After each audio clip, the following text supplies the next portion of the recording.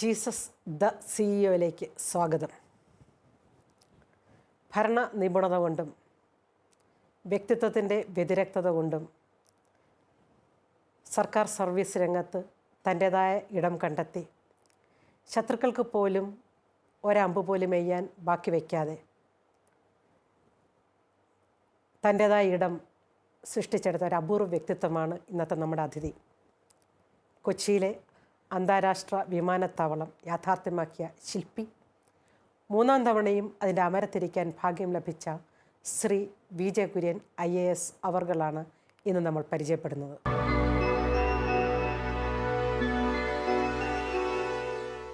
Sir, Jesus the സിഇഒയിലേക്ക് സ്വാഗതം. കേരളത്തിലെ IAS ഉദ്യോഗസ്ഥന്മാരുടെ ഇടയിൽ അപൂർവമായ വ്യക്തിത്വമാണ് താങ്കളുടേത്. കർമ്മസിദ്ധി കൊണ്ടും ഭരണ നൈപുണ്യം കൊണ്ടും താങ്കൾക്ക് ഇന്ന് കേരളത്തിലൊരു അഗ്രഗണ്യമായ സ്ഥാനം ലഭിച്ചിട്ടുണ്ട്. പ്രധാനമായിട്ടും കൊച്ചിയിലെ ഇൻ്റർനാഷണൽ എയർപോർട്ടിൻ്റെ 3 പ്രാവശ്യം അതിൻ്റെ സാരഥിയാകാൻ സാറിന് സാധിച്ചു. അതിൻ്റെ തുടക്കം മുതൽ അതിൻ്റെ ശില്പി എന്നുള്ള നിലയിൽ അതിൻ്റെ വളർച്ചയിലും ഇന്ന് അത് എത്തി നിൽക്കുന്ന അവസ്ഥയെക്കുറിച്ചും താങ്കൾക്കൊന്ന് പങ്കുവയ്ക്കാമോ? ഈ കൊച്ചിൻ ഇൻ്റർനാഷണൽ എയർപോർട്ട് ഞാൻ 1992 എറണാകുളം ജില്ലാ കളക്ടറായിരുന്ന സമയത്താണ് ഇതേപ്പറ്റി ഒരു ചിന്ത ഉണ്ടായത്. പഴയൊരു നേവിയുടെ എയർപോർട്ട് ഉണ്ടായിരുന്നു. അതിൻ്റെ റൺവേ ലെങ്ത് കുറവായതുകൊണ്ട് വലിയ വിമാനങ്ങളൊന്നും ഇറങ്ങില്ല. ഒരു പുതിയ റൺവേ എക്സ്റ്റെൻഡ് ചെയ്യാൻ പുതിയ ഒരു വിമാനത്താവളം പണിയുക എന്നുള്ളതായിരുന്നു നമ്മുടെ മുന്നിലുണ്ടായിരുന്ന ചലഞ്ച്. അങ്ങനെയാണ് ഞാൻ എറണാകുളം കളക്ടറായിരുന്ന സമയത്താണ് ഇങ്ങനൊരു കോൺസെപ്റ്റ് പറയുന്നത്. അതായത് എന്തുകൊണ്ട് ഒരു പുതിയ വിമാനത്താവളം പൊതുജന പങ്കാളിത്തത്തോടു കൂടി. സാറേ, ഏതൊരു കൺസെപ്റ്റും സ്വീകരിക്കാൻ കേരള ജനത ആദ്യം വിമുഖരാണെന്നാണ് നമ്മുടെ ഒരു ചിന്ത. അങ്ങനെയെങ്കിൽ സാറിന് തുടക്കത്തിൽ തന്നെ തടസ്സങ്ങൾ ഉണ്ടായിരിക്കണമല്ലോ. തീർച്ചയായിട്ടും. അതായത് ഇങ്ങനെ ഒരു കോൺസെപ്റ്റ്, അതായത് പലരും തമാശയായിട്ട് പറയുമായിരുന്നു പിച്ചതണ്ടിയാണ് വിമാനത്താവളം പണിയുന്നത്. അതായത് ഏതാണ്ട് 200 കോടി രൂപ വേണ്ടിയെന്ന് പറയപ്പെടുന്നൊരു പദ്ധതി 5000 രൂപ വെച്ചിട്ട് ഇൻട്രസ്റ്റ് ഡെപ്പോസിറ്റ് വെച്ച് ചെയ്യാമെന്നുള്ളതായിരുന്നു നമ്മുടെ ഒരു കോൺസെപ്റ്റ്. പക്ഷേ അത് ജനം ഉൾക്കൊള്ളാൻ പാടായിരുന്നു. പക്ഷേ ഒരു കാര്യമുണ്ടായിരുന്നു. അന്നത്തെ ഞാനിങ്ങനെ ഒരു ആശയം പറഞ്ഞപ്പോൾ അന്നത്തെ മുഖ്യമന്ത്രിയായിരുന്ന ശ്രീ K കരുണാകരൻ അദ്ദേഹം ഇത് ഒരു കൊള്ളാം എന്ന് പറഞ്ഞു. പക്ഷേ ഉദ്യോഗസ്ഥ തലത്തിൽ അതിന് ഭയങ്കര എതിർപ്പായിരുന്നു. തുടക്കം തന്നെ വലിയ ബുദ്ധിമുട്ടിലായിരുന്നു. പക്ഷേ over A period of time നമ്മളത് പിന്നീട് ഒരു കമ്പനി ആക്കേണ്ടി വന്നു. അതിനുശേഷം അതിന് ലോൺ എടുത്താണ് ഈ പ്രസ്ഥാനം കെട്ടിപ്പടുത്തത്. അതായത് ഈ കോൺസെപ്റ്റ് 92 പറഞ്ഞു, 93 ഗവൺമെൻറ് ഇതിന് അംഗീകാരം തന്ന് 99 നമുക്കിത് കമ്മീഷൻ ചെയ്യാൻ പറ്റും. കാരണം 6 വർഷം കൊണ്ട് ഏതാണ്ട് 820 കുടുംബങ്ങളെ മാറ്റിപ്പാർപ്പിച്ച് 1400 ഏക്കർ സ്ഥലം ഏറ്റെടുത്ത് ചെയ്യാന്ന് പറഞ്ഞാൽ വലിയൊരു ബുദ്ധിമുട്ടുള്ള സംഗതിയായിരുന്നു. പക്ഷേ എന്നും ഒരു ദൈവാനുഗ്രഹം ഉണ്ടായിരുന്നു. ആ ഒരു പ്രോജക്റ്റ് ഒരു ദൈവത്തിൻ്റെ നമ്മളെയൊക്കെ ഒരു ദൈവത്തിൻ്റെ ഒരു ഉപകരണമായിട്ട് ഉപയോഗിച്ചു എന്നെനിക്ക് തോന്നിയിരുന്ന ഒരു പദ്ധതിയായിരുന്നു. സാറിന് ഒരു എയർപോർട്ട് കുര്യൻ എന്നൊരു അപരനാമം കൂടി ഇതോടൊപ്പം ചേർക്കപ്പെടുകയുണ്ടായി എന്നാണ് പറയപ്പെടുന്നത്. അതെ. ഞാൻ ആ റീഹാബിലിറ്റേഷൻ നടത്തിയവരെ കുറിച്ചൊന്ന് ചിന്തിച്ച് നോക്കുകയാണ്. ഇത്ര ഏക്കർ സ്ഥലത്ത് നിന്ന് മാറിപ്പോയവർ അവരുടെ ജീവിതത്തിൻ്റെ പുനരധിവാസത്തിന് വേണ്ടിയും വെൽഫെയറിന് വേണ്ടിയും എന്തൊക്കെ ചെയ്യാൻ സാധിച്ചു? നമ്മൾ ചെയ്തതെന്ന് വെച്ചാൽ ഇവരെ ഏറ്റെടുത്തപ്പോൾ നമ്മൾ പറഞ്ഞു ചെറിയ ജോലികളൊക്കെ നിങ്ങൾക്കായിട്ട് റിസർവ് ചെയ്ത് വെച്ചിരിക്കും. മറ്റുള്ളിടത്ത് ക്വാളിഫിക്കേഷൻ ഈക്വൽ ആണെങ്കിൽ അവർക്കായിരിക്കും ഫസ്റ്റ് പ്രിഫറൻസ്. നമ്മൾ 820 പേരെയാണ് അവിടുന്ന് ഒഴിപ്പിച്ചത്. നമുക്ക് അഭിമാനത്തോടെ പറയാം, ഈ 820 പേരും ഇന്ന് കൊച്ചിൻ ഇൻ്റർനാഷണൽ എയർപോർട്ടിൽ ജോലി ചെയ്യുന്നുണ്ട്. അതായത് ചിലർ ഞങ്ങളുടെ കൂട്ടത്തിലാണ്. ഏതാണ്ട് 150 പേരോടും CIL എന്ന് പറഞ്ഞ പ്രസ്ഥാനത്തിൽ തന്നെയാണ്. ചിലർ മറ്റുള്ള ഏജൻസികളിൽ വർക്ക് ചെയ്യണം. പക്ഷേ അവിടെ നിങ്ങൾ വന്നൊരു ടാക്സി എടുക്കുകയാണെങ്കിൽ ആ ടാക്സി ഓടിക്കുന്നതിൻ്റെ അല്ലെങ്കിൽ അതിൻ്റെ ഉടമ വീട് പോയ ഒരാളായിരിക്കും. അതായത് ഏതാണ്ട് 500 പേരോളം ആ ടാക്സി തന്നെ അവരെ നമ്മൾ ഒരു സൊസൈറ്റി ഫോം ചെയ്ത് നമ്മളും കൂടെ പങ്കാളിത്തത്തോടു കൂടി ഉണ്ടാക്കിയൊരു പ്രസ്ഥാനമാണ് ഇത്. അവിടെ ഒരു മാസം ഏറ്റവും കുറഞ്ഞൊരു 30,000-35,000 രൂപയെങ്കിലും നെറ്റായിട്ട് അവർക്ക് ലാഭം കിട്ടുന്നുണ്ട്. അതായത് നമുക്കൊക്കെ വളരെ അഭിമാനത്തോടെ പറയുന്നതാണ്. അവരെയൊക്കെ അവരുടെ ഒരു ബുദ്ധിമുട്ടുണ്ടായിരുന്നു. വീട് അവരെയൊക്കെ പൊളിച്ച് കളയുമ്പോഴും അവരെ അവിടുന്ന് മാറ്റി പാർപ്പിക്കുമ്പോഴും ഒക്കെ. പക്ഷേ അവരെല്ലാവരും നമുക്ക് ഉൾക്കൊള്ളാൻ സാധിച്ചു. വീട് പോയ എല്ലാവർക്കും നമ്മൾ 6 സെൻറ്റ് സ്ഥലം ഫ്രീ ആയിട്ട് കൊടുത്തു. അവരുടെ വീട്ടിൽ അവിടെ വാട്ടർ കണക്ഷൻ കൊടുത്തു. ഇലക്ട്രിക് കണക്ഷൻ ഉണ്ടായിരുന്നു. അതുമൊക്കെ ഫ്രീ ആയിട്ട് കൊടുക്കും. എല്ലാം ഫ്രീ ആയിരുന്നു. പിന്നെ അവർക്ക് വീടിന് വില കൊടുത്തിട്ട് മാർക്കറ്റ് വാല്യൂ കൊടുത്തിട്ട് അത് പൊളിച്ചുകൊണ്ട് പോകാൻ അനുവദിക്കുകയും ചെയ്തു. അതിന് 20,000 രൂപയും കൊടുത്തു. അന്നത്തെ കാലഘട്ടത്തിൽ ഏറ്റവും നല്ലൊരു റീഹാബിലിറ്റേഷൻ പാക്കേജ് ആയിരുന്നു. അതുകൊണ്ടാണ് നമുക്ക് ഈ ജനത്തിൻ്റെ ഒരു സഹകരണം ആദ്യകാലത്തൊക്കെ എതിർപ്പുണ്ടായിരുന്നെങ്കിൽ പിന്നീടൊരു കാലഘട്ടത്തിൽ നമുക്ക് അവരെ ഉൾക്കൊള്ളുവാനായിട്ട് സാധിച്ചു. സാറ് ഒരു എക്കണോമിക്സ് ബാക്ക്ഗ്രൗണ്ടിൽ നിന്നാണല്ലോ വരുന്നത്. അമർത്യ സെൻ, നമ്മുടെ നോബൽ ജേതാവ്. അമർത്യ സെന്നിൻ്റെ വികസനത്തെക്കുറിച്ചൊരു ഡെഫിനിഷനുണ്ട്. Development is expansion of capabilities. വികസനം എന്ന് പറയുന്നത് നമ്മുടെ സാധ്യതകളുടെ വളർച്ചയാണ്. അങ്ങനെ നോക്കുമ്പോഴത്തേക്കും ഈ ഇൻ്റർനാഷണൽ എയർപോർട്ട് കേരളത്തിൻ്റെ വികസനത്തിന് എന്ത് കോൺട്രിബ്യൂഷനാണ് നൽകിയിരിക്കുന്നത്? എനിക്ക് തോന്നുന്നത് ഞങ്ങൾ ആദ്യം നോക്കുകയാണെങ്കിൽ ഇന്ന് കൊച്ചിൻ എയർപോർട്ടിൽ കൂടെ ഏതാണ്ട് 54 ലക്ഷം പേര് അതിൽ യാത്ര ചെയ്യുന്നുണ്ട്. 98-99 കാലം ശരാശരി 54 ലക്ഷം പേര് ഒരു കൊല്ലം വന്നു. അതായത് നേരത്തെ കണക്ക് നോക്കുകയാണെങ്കിൽ 98-99 കണക്ക് നോക്കുകയാണെങ്കിൽ ആകെ പഴയ നേവി എയർപോർട്ടിൽ കൂടെ പോയത് 4 ലക്ഷം പേരാണ്. അതായത് അത് തന്നെ മനസ്സിലാക്കാൻ എത്രയോ ആൾക്കാർക്ക് ഇതൊരു സൗകര്യപ്രദമായി. പലപ്പോഴും പലരും നമ്മൾ കണ്ടിട്ടുണ്ട്, രാവിലെ ബ്രേക്ക്ഫാസ്റ്റ് കൊച്ചിയിൽ കഴിച്ചിട്ട് വൈകുന്നേരം ഡിന്നറ് ലണ്ടനിലോ പാരീസിലോ ചെയ്യുന്ന ഒരു സാഹചര്യം നമ്മൾ അത്രയൊരു ഇതുണ്ടായിട്ടുണ്ട്. എറണാകുളം സിറ്റി അങ്ങോട്ട് വളർന്നു. അതായത് എറണാകുളം തൃശ്ശൂരും തമ്മിൽ യോജിക്കുന്ന തരത്തിൽ കൊച്ചിൻ എയർപോർട്ട് വളർന്നു. കാരണം ഇവിടെ 30 കിലോമീറ്ററും നെടുമ്പാശ്ശേരിയും 45 കിലോമീറ്ററാണ് തൃശ്ശൂരിൽ നിന്ന്. അതായത് ഒരു ഒരു ഒരു കോസ്മോപൊളിറ്റൻ എൻവയൺമെൻറ്റ് കൊണ്ടുവരാൻ പറ്റി. ഇവിടെ ഉണ്ടായിരിക്കുന്ന ടൂറിസം, മറ്റുള്ള റിയൽ എസ്റ്റേറ്റ് ഡെവലപ്മെൻറ്റിനൊക്കെ കൊച്ചി എയർപോർട്ട് ഒരു വലിയ നിദാനമായിരുന്ന കാര്യത്തിൽ യാതൊരു സംശയവും വേണ്ട. കാരണം അവിടെ ആ നാട് നന്നായി കേരളത്തിൻ്റെ വികസനത്തിലൊരു വലിയൊരു നാഴികക്കല്ലായിട്ട് മാറാൻ സാധിക്കും. ഈ NRIസിന് ഈ പർട്ടിക്കുലർ ഈ കോണ്ടെക്സ്റ്റിൽ സാറിനോടുള്ള മനോഭാവം എന്താണ്? അല്ല, അവർക്ക് നേരത്തെ അവരൊക്കെ പോയിരുന്നത് ബോംബെയിൽ ഇറങ്ങിയിട്ട് വേറൊരു ഫ്ലൈറ്റ് എടുത്ത് എയർപോർട്ട് മാറി വന്ന ഇതാണ്. ഇവിടെ എന്ന് വെച്ചാൽ നേരെ വരികയാണ് നമ്മളിതിപ്പം. ശരിക്കും പറഞ്ഞാൽ ആൾക്കാരുണ്ട് രാവിലെ ബ്രേക്ക്ഫാസ്റ്റ് കഴിച്ചിട്ട് ദുബായിക്ക് പോയിട്ട് രാത്രി തിരിച്ചു വരുന്ന ആൾക്കാർ വരെ ഉണ്ട് ഇന്ന് ബിസിനസ് ആൾക്കാർ. അന്നേരം അത്രയും ഒരു സൗകര്യം നമുക്ക് ഉണ്ടാക്കാൻ പറ്റില്ല. അവർക്ക് സാറിനോട് അവർക്ക് വലിയ അവർക്ക് വലിയ സന്തോഷമാണ്. അവർക്ക് എന്തോ തീർച്ചയായിട്ടും സാറേ ഇങ്ങനെ പറയാറുണ്ട്, നമ്മൾ the more we go higher ups the more alienated we become. നമ്മൾ മുകളിലോട്ട് പോകുന്ന ഈ സിയാൽ എന്ന് പറയുന്ന കമ്പനിയുടെ മുകളിൽ സാർ മൂന്നാമതും വന്നിരിക്കുകയാണ്. ശത്രുക്കൾക്ക് സഹിക്കുമോ?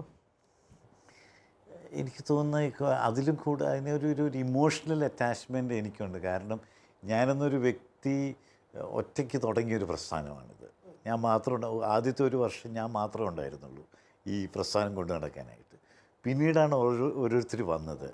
അന്നേരം തീർച്ചയായിട്ടും എനിക്കൊരു മോറൽ അതോറിറ്റി ഉണ്ട് അവരെല്ലാവരുടെയും മേലിൽ. എനിക്ക് അവിടുത്തെ എല്ലാ എംപ്ലോയീസിനും അറിയാം. നാട്ടുകാരാണെങ്കിലും എന്തെങ്കിലും ആനുകൂല്യം കിട്ടിയില്ലെങ്കിൽ അവർ വരുന്ന സാറിന് എനിക്ക് അവരെ അറിയാം. അങ്ങനെയുള്ളൊരു ഇമോഷണൽ ബോണ്ടിങ് അവിടെയുള്ള വീട് പോയവരുമായിട്ടുണ്ട്.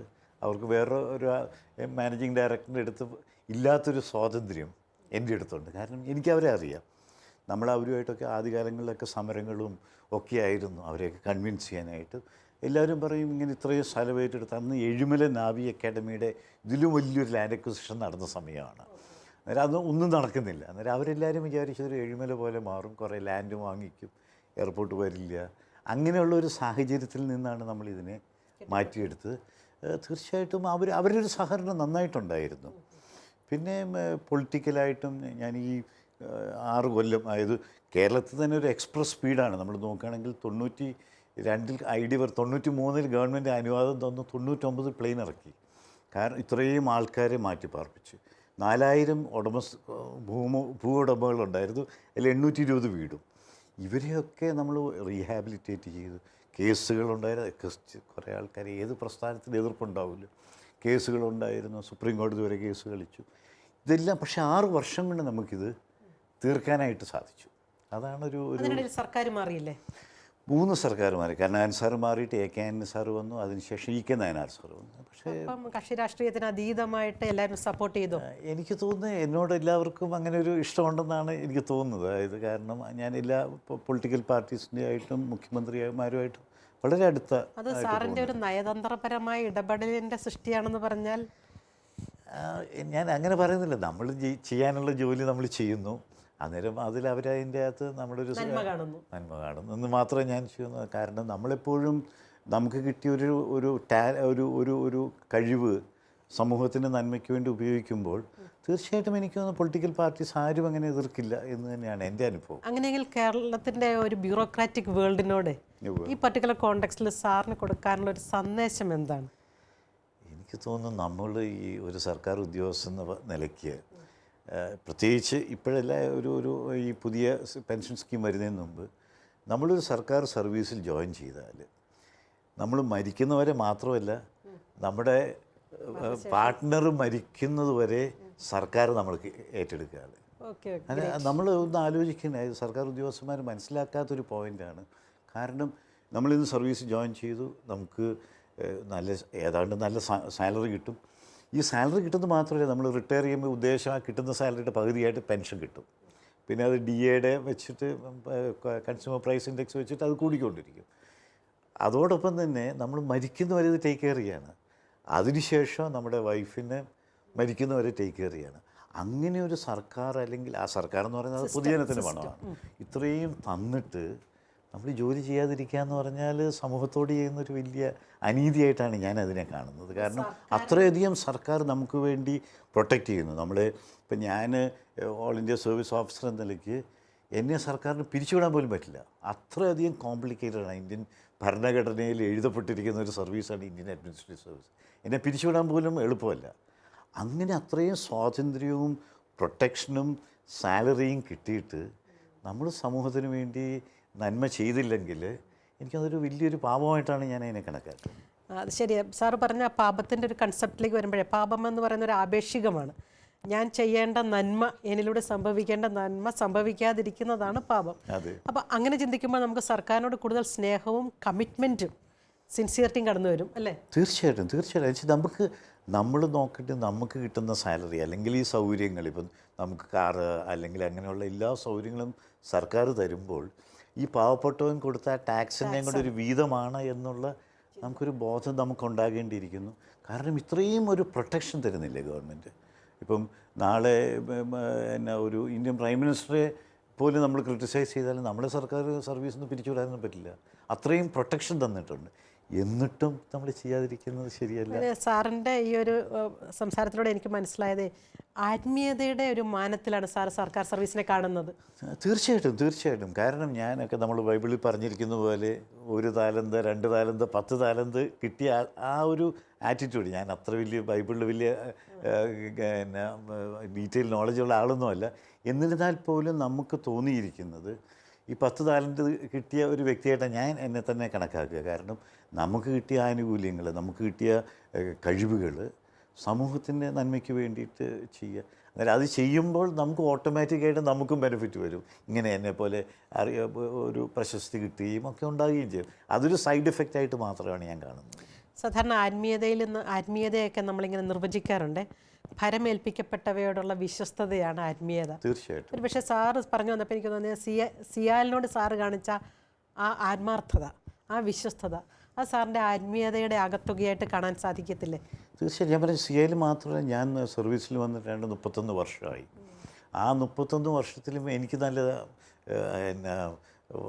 ധൈര്യമായിട്ട് പറയാൻ പറ്റും, ഞാൻ സർക്കാരിന് വേണ്ടി മാത്രമേ ജോലി ചെയ്തിട്ടുള്ളൂ. സർക്കാരിൻ്റെ ഒരു ഇൻട്രസ്റ്റിന് വിരുദ്ധമായിട്ട് ഒരിക്കലും ഞാൻ പ്രവർത്തിച്ചിട്ടില്ല. സർക്കാരിന് എത്ര നല്ലതാണോ അത്രയും ചെയ്യാന്നുള്ളതായിരുന്നു എൻ്റെ ഒരു ഇത്.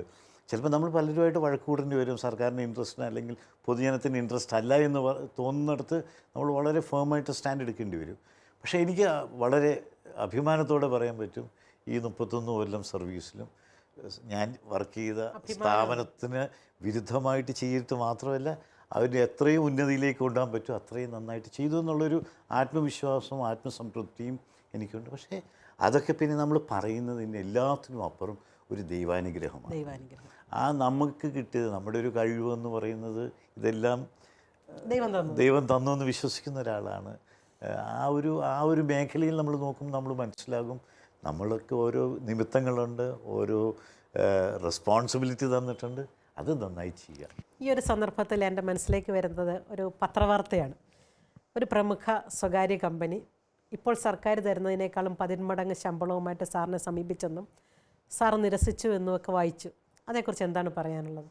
അത് ശരിയാണ്. 2006 റിലയൻസ് എന്ന് പറയുന്ന സ്വകാര്യ കമ്പനി ഒരു വർഷത്തേക്ക് 2 കോടി രൂപയും അങ്ങനെ 5 കൊല്ലം ഷുവറായിട്ട്, അതായത് 10 കോടി രൂപ 5 കൊല്ലത്തേക്ക് ഒരു ഓഫറുമായിട്ട് വന്നിരുന്നു. അതുകൂടാതെ GMR എന്ന് പറയുന്നത് ഇപ്പം ഡൽഹി എയർപോർട്ടും ഹൈദരാബാദ് എയർപോർട്ടും നടത്തുന്ന അവർ 2.2 കോടി രൂപ, അതായത് 11 കോടി രൂപ 5 കൊല്ലത്തേക്ക് ഓഫറുമായിട്ട് വന്നു. ഇത് കേട്ടപ്പോൾ നമുക്ക് വലിയൊരു എക്സൈറ്റഡ്, നമ്മളൊക്കെ ഇത്രയും വേർത്താണോ എന്ന് തന്നെ ഒരു സംശയം. പക്ഷേ പിന്നീട് ആലോചിച്ചപ്പോൾ പ്രത്യേകിച്ച് വൈഫിൻ്റെ ഭാഗത്തുനിന്ന് ഇതിന് വളരെ എതിർപ്പ് വന്നു. അതായത് ഇങ്ങനെയൊക്കെ നമുക്കൊക്കെ ആവശ്യത്തിന് പണമുണ്ട്, ഞാനൊരു കർഷക കുടുംബത്തിൽ നിന്ന് വന്നൊരു വ്യക്തിയാണ്, ആവശ്യത്തിന് നമുക്ക് സ്വത്തുണ്ട്, നമ്മൾ ഫാമിലിയെ മിസ് ചെയ്യും, എന്തിനാണിത് എന്നുള്ളൊരു ചോദ്യം വന്നു. ആദ്യം നമ്മൾ വളരെ എക്സൈറ്റഡ് ആയിരുന്നു, ഇത്രയൊക്കെ നമ്മൾ വേർത്താണല്ലോ. അന്നേരം ആദ്യം ഞാൻ മടി പറഞ്ഞപ്പോൾ തീർച്ചയായിട്ടും വെച്ചാൽ അന്നത്തെ മുഖ്യമന്ത്രി തന്നെ, ആന്ധ്ര മുഖ്യമന്ത്രി, അവസാനം കേരളത്തിലെ മുഖ്യമന്ത്രി ശ്രീ ഉമ്മൻചാണ്ടി സാറായിരുന്നു മുഖ്യമന്ത്രി. 2006 ഫെബ്രുവരിയിലായിരുന്നു. അവർ തന്നെ പൊളിറ്റിക്കൽ പ്രഷറായിരുന്നു എന്നെ ഇവിടുന്ന് റിലീവ് ചെയ്യാനും പറഞ്ഞു. പക്ഷേ അവസാനം ഞാൻ പറഞ്ഞു എനിക്ക് താല്പര്യമില്ല. കാരണം നമുക്ക് പണം മാത്രമല്ല ജീവിതത്തിൽ ഏറ്റവും ഇതുള്ളത്. എന്നുവെച്ചാൽ എൻ്റേതായ ഒരു റുട്ടീനുണ്ട്. ഞാൻ എറണാകുളത്തുണ്ടെങ്കിൽ എന്നും പള്ളിയിൽ പോകുന്നൊരു വ്യക്തിയാണ്. അന്നേരം നമുക്ക് നമ്മുടെ കുടുംബവുമായിട്ടുള്ള ആ ഒരു ബന്ധം, പ്രത്യേകിച്ച് വൈഫിൻ്റെ ഒരു വളരെയധികം ഒരു പ്രഷർ ഉണ്ടായിരുന്നു, ആ കാര്യത്തിൽ സ്വാധീനം ഉണ്ടായിരുന്നു. പണമല്ല ജീവിതത്തിൽ ഏറ്റവും വലുതെന്ന് പറയുന്ന ആ ഒരു ആറ്റിറ്റ്യൂഡ് തീർച്ചയായിട്ടും അതാണ് നമ്മൾ പിന്നെ നോ പറയാനായിട്ട് കാരണം ഉണ്ടായത്. എല്ലാവർക്കും അത്ഭുതമായിരുന്നു. വെച്ചാൽ അവർ ഈ പ്രത്യേകിച്ച് GMRൻ്റെ ഓഫർ ഇതായിരുന്നു, ആദ്യത്തെ 3 കൊല്ലം നമ്മൾ വർക്ക് ചെയ്താൽ 4-5 ഞാൻ തിരിച്ചു പോന്നപ്പോൾ മുഴുവൻ പണം തരാമെന്ന് പറഞ്ഞു. അത്രയും ഭയങ്കര ഓഫറായിരുന്നു. പക്ഷേ നമ്മൾ ഓർത്തു പണമല്ലല്ലോ ജീവിതത്തിൽ എന്നും വലുത്, നമുക്ക് കുടുംബം, നമുക്ക് കുറച്ച് സ്വത്തുണ്ട്, അത് നോക്കുക, പിന്നെ ഇതെന്തിനാണ് ഇതെന്നുള്ള ഒരു ചോദ്യം. പലരും ചോദിക്കും എന്തിനാ അബദ്ധം കാണിച്ചത്, ചെയ്യേണ്ടായിരുന്നു എന്നുള്ളത്. പക്ഷേ എനിക്കൊരു റിഗ്രറ്റും ഇല്ല അതിൻ്റെ കാര്യത്തിൽ. അങ്ങനെയെങ്കിൽ ഇന്നത്തെ യുവതലമുറയുണ്ടല്ലോ, എസ്പെഷ്യലി IT-കാരും മെഡിസിൻ പഠിക്കുന്നവരൊക്കെ എത്രയും പെട്ടെന്ന് ഇന്ത്യ വിടണമെന്ന് ആഗ്രഹിക്കുന്നവരാണ്. പ്രത്യേകിച്ച് UK-യും യൂറോപ്പും ഇപ്പോൾ ഓസ്ട്രേലിയയും അവരെ വളരെയധികം സ്വാധീനിക്കുന്നുണ്ട്. യുവതലമുറ ഇവിടെ സർക്കാരിൻ്റെ പണം കൊണ്ട് പഠിച്ച് എന്നിട്ട് സർക്കാരിനെയും ഇന്ത്യയും കുറ്റം പറഞ്ഞു പോകുന്ന യുവതലമുറയോട് സാറിന് എന്താണ് പറയാനുള്ളത്? തീർച്ചയായിട്ടും അവർ ചെയ്യുന്നത് ശരിയല്ല. കാരണം നമുക്ക് കിട്ടിയിരിക്കുന്ന, നമ്മൾ ഓരോരുത്തർക്കും ഓരോ ടാലൻറ്റ് കിട്ടിയിട്ടുണ്ട്, ഓരോ സൗകര്യങ്ങൾ കിട്ടുന്നുണ്ട്. ഇപ്പം ഒരു IIT പഠിക്കാനോ അല്ലെങ്കിൽ ഒരു മെഡിക്കൽ കോളേജ് പഠിക്കാനോ ഇങ്ങനെ പോകുന്ന ഒരാൾ അതെല്ലാം കിട്ടിക്കഴിഞ്ഞ് സർക്കാരിൻ്റെ ചിലവിൽ ചെയ്തിട്ട് ഇവിടുന്ന് വിട്ടുപോകുന്നത് ശരിയല്ല എന്ന് വിശ്വസിക്കുന്ന ഒരാളാണ്. കാരണം പ്രത്യേകിച്ച് നമുക്കിവിടെ ഒരു ജോബ് ഓപ്പർച്യൂണിറ്റി ഉള്ളപ്പോൾ പിന്നെ കുറ്റപ്പെടുത്തുന്നത് എനിക്കൊന്നും ഒട്ടും ശരിയല്ല. കാരണം നമ്മൾ ആ ഒരു എത്രയോ പാവപ്പെട്ടവൻ്റെ പണം കൊണ്ട് കൂടിയാണ് ഈ വിദ്യാഭ്യാസം നമുക്ക് കിട്ടിയിരിക്കുന്നത്. സമൂഹത്തിന്, രാജ്യത്തിന് നമുക്കത് തിരിച്ചു നൽകാനൊരു ബാധ്യത ഉണ്ടെന്ന് വിശ്വസിക്കുന്ന ഒരാളാണ് ഞാൻ. ആ ഒരു പാട്രിയോട്ടിക് ഫീലിംഗ് അടുത്ത യുവതലമുറയിൽ എത്തിക്കാൻ വേണ്ടി സാറിന് എന്തെങ്കിലും ചെയ്യാൻ സാധിക്കുമോ? തീർച്ചയായിട്ടും എനിക്ക് ഞങ്ങളുടെയൊക്കെ ഏറ്റവും പ്രവൃത്തി കൂടെയാണ് ഞങ്ങൾ ചെയ്യുന്നത്. അതായത് നമ്മൾ ഇങ്ങനെയുള്ള ഓരോ പ്രസ്ഥാനങ്ങൾ കെട്ടിപ്പടുത്തുക, നമ്മൾ ജനനന്മയ്ക്ക് വേണ്ടി ജോലി ചെയ്യുക.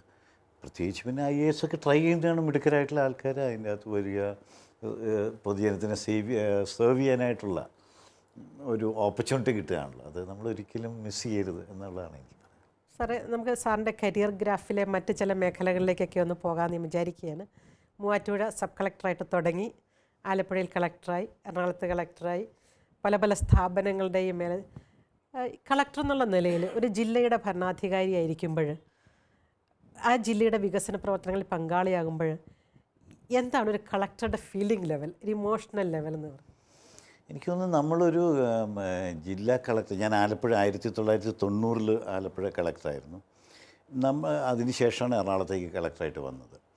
നമ്മുടെ ഒരു നമ്മളാണ് representative, head of the government, representative കേരളത്തിൽ സംസ്ഥാന ഗവൺമെൻറ്റിൻ്റെ ജില്ലാതലത്തിലെ വ്യക്താവാണ് collector.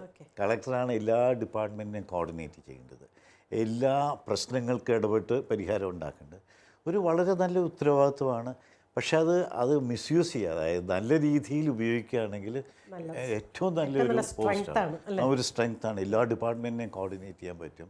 ആലപ്പുഴയിലായിരുന്നപ്പോഴൊരു people's participation park sir നിർമ്മിച്ചു എന്നൊക്കെ ഉണ്ട്. അങ്ങനെ ഒരു റിക്രിയേഷൻ ഫീൽഡിൽ ഇൻട്രസ്റ്റ് വരാൻ കാര്യം എന്താണ്? അല്ല, അത് അവിടെ അന്ന് ഞാൻ വളരെ ചെറുപ്പമായിരുന്നു. അന്ന് മോൻ മാത്രമേ ഉള്ളൂ, മോളില്ല. അന്നേരം ഞങ്ങൾ അവനുമായിട്ട് ഇങ്ങനെയൊക്കെ നടക്കാനായിട്ട് പോകും. വൈഫ് ആ ഒരു നീഡ് കാണിച്ചു. അവിടെയൊക്കെ തീരെ മോശമായിട്ട് കിടന്നു ആ ബീച്ച്. അത് മുഴുവൻ നമ്മൾ അവിടെ ബീച്ചിൽ താമസിച്ചിരുന്ന ആൾക്കാരെ മുഴുവൻ നമ്മൾ റീഹാബിലിറ്റേറ്റ് ചെയ്തു. റീഹാബിലിറ്റേഷൻ സാറിൻ്റെ അല്ല, ഞാൻ എന്നും വിശ്വസിക്കുന്ന ഒരാൾ എന്തുകൊണ്ടാണ് അവിടെ പോയി ഒരു പുറമ്പോക്കി കയറി താമസിക്കുന്നത്? അയാൾക്ക് ജീവിക്കാൻ മാർഗ്ഗമില്ല, അല്ലെങ്കിൽ അയാൾക്ക് സ്ഥലമില്ലാത്തതുകൊണ്ടല്ലേ. അതിന് സർക്കാരിന് സമൂഹത്തിനൊരു ഉത്തരവാദിത്വമുണ്ട്. ഒരാൾ പോലും ലാൻഡ്ലെസ് ആയിട്ട്, അല്ലെങ്കിൽ ഒരു വീടിനൊരു പ്ലോട്ടില്ലാതെ ജീവിക്കുന്നത് സർക്കാരിൻ്റെ ഉത്തരവാദിത്വമാണെന്ന് വിശ്വസിക്കുന്ന ഒരാളാണ്.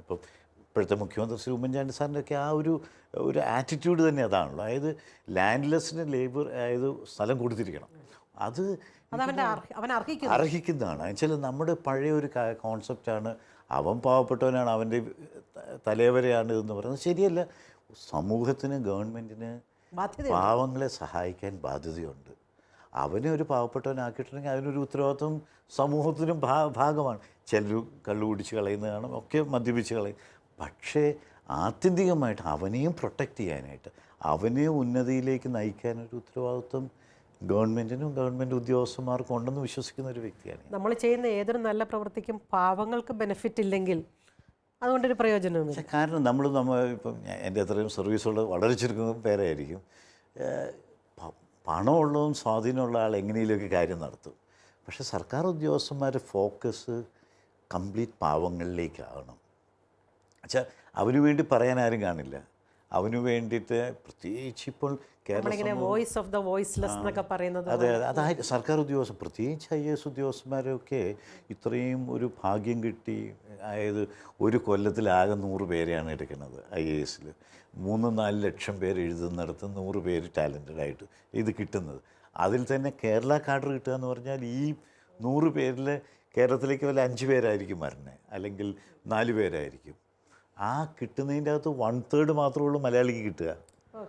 അതായത് ഈ 1:2 റേഷ്യോ ആണ്. അതായത് ഒരു മലയാളിക്ക് 2 നോൺ മലയാളിയാണ് വരുന്നത്. അതിൻ്റെ അകത്ത് റിസർവേഷനായിട്ട് ഒരു ജനറൽ കാൻഡിഡേറ്റ് വരിക എന്ന് പറയുന്നത് ഭയങ്കര പാട്. അങ്ങനെ ഒരു ഭാഗ്യം നമുക്ക് കിട്ടി. തീർച്ചയായിട്ടും ഞാൻ എന്നും വിശ്വസിക്കുന്നത് ഞാനൊക്കെ ഒരു വലിയ ഭാഗ്യവാനാണ്, ദൈവം നമുക്ക് കനിഞ്ഞ് അനുഗ്രഹിച്ചിട്ടൊന്ന് വിശ്വസിക്കുന്ന ഒരാളാണ്. കാരണം നമുക്കൊക്കെ ഇത്രയും ഒരു സാഹചര്യങ്ങളുണ്ടായി, നമുക്കിത്രയൊക്കെ ഓപ്പർച്യൂണിറ്റീസ് പ്രവർത്തിക്കാൻ. ഇപ്പം എയർപോർട്ട് വന്നുള്ളൊരു ആശയം എനിക്ക് തോന്നാനും അത് പ്രാവർത്തികമാക്കാനായിട്ടുള്ളൊരു ലക്കുണ്ടാകണം, അല്ലെങ്കിൽ ഒരു ദൈവാനുഗ്രഹം ഉണ്ടാകണം.